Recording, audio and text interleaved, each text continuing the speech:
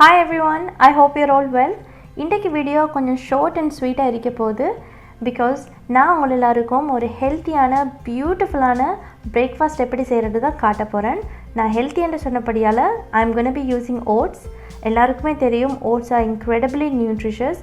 ஆனால் நாங்கள் இதை வயசானவங்களுக்கும் ஏதோ நோயாளிகள் மட்டுமே சாப்பிடக்கூடிய ஒரு தானிய வகையாக வச்சுருக்கிறோம். ஆனால் அது அப்படி இல்லை. இதில் நிறைய ஹெல்த் பெனிஃபிட்ஸ் இருக்கிறபடியால் இதை யார் வேணாலும் எந்த வயசில் இருக்கிறவங்களாலும் சாப்பிடக்கூடிய ஒரு கிரெயின். அண்ட் இந்த வீடியோ நான் பண்ணுறதுக்கு மெயினான காரணம் ஓட்ஸ் சாப்பிடணுமென்று ஆசை இருக்கிறவங்க ஆனால் ஓட்ஸில் டேஸ்ட் விருப்பம் இல்லாதவங்களுக்கான ஒரு வீடியோ. அண்ட் நீங்கள் ஆல்ரெடி ஓட்ஸ் விரும்பி சாப்பிட்ருந்தாலும் கீப் வாட்சிங், you gonna get a new recipe. Are you guys ready? Let's start cooking.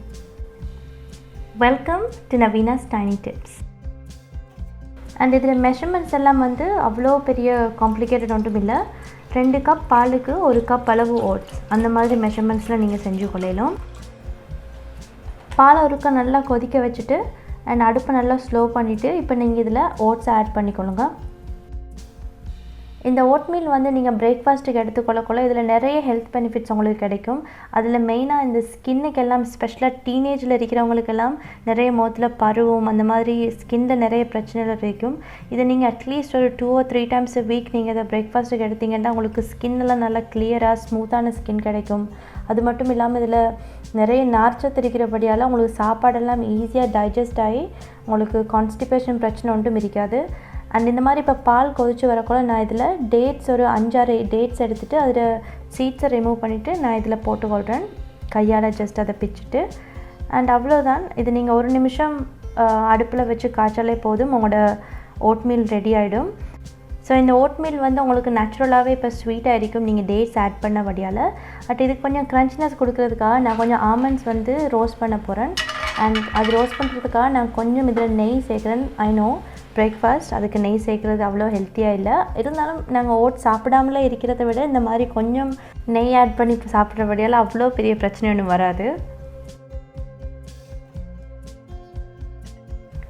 இந்த ஆமண்ட்ஸ் உங்களுக்கு 1 நிமிஷத்தில் ரோஸ்ட் ஆகிடும். ஸோ இதை எங்கேயும் வச்சுட்டு போவேணாம்.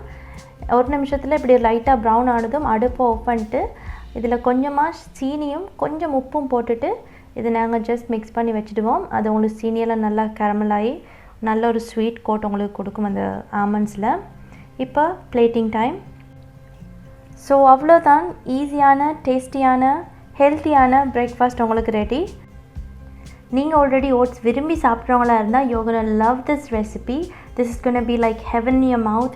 அதில் நேச்சுரலான ஸ்வீட்னஸ் இருக்குது டேட்ஸில், and you're gonna have this crunchiness from the nuts. Oh, this is really a perfect combination. I hope you love this recipe and please let me know what you think. And அடுத்தது oats விருப்பம் இல்லாதவங்க ஆனால் oats add பண்ணணும்னு நினைக்கிறவங்களுக்கான ஒரு tip.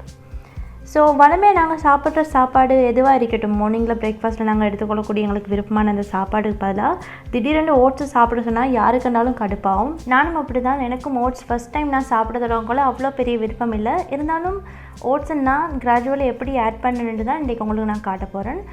ஒன்றுமே இல்லை, நான் வளமையாக சாப்பிட்ற சாப்பாட்டிலையே அதில் பாதி போர்ஷனை குறைச்சிட்டு அதுக்கு பதிலாக ஒரு ஸ்மால் பவுல் ஆஃப் ஓட்ஸ் நான் சேர்த்துக்கொண்டேன் இந்த ஓட் மீல்.